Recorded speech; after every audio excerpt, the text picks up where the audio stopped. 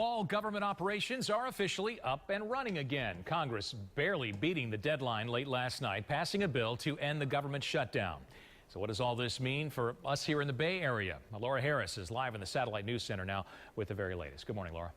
Well, Dan, after a 16-day stalemate, the government has finally agreed to raise the debt limit and make sure they can avoid that, what they've been trying to avoid this entire time, that U.S. default.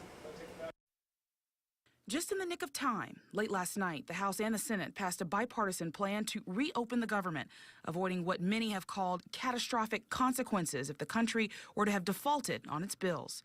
Just after the vote, President Obama addressed both parties. There's a lot of work ahead of us, including our need to earn back the trust of the American people that's been lost over the last few weeks. And we can begin to do that by addressing the real issues that they care about.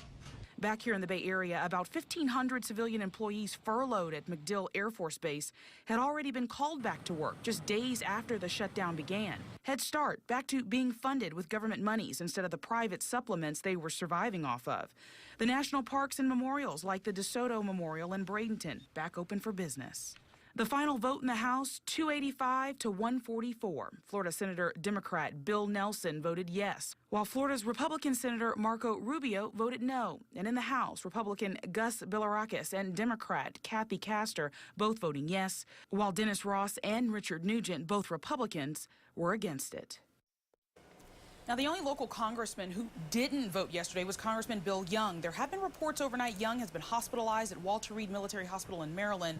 Well, we called them this morning. They were unable to confirm that for us. We're still making calls, trying to work to see if that is in fact true. As soon as we get some more information on it, we'll bring it to you. For now, we are live in the Satellite News Center. Laura Harris, ABC Action News.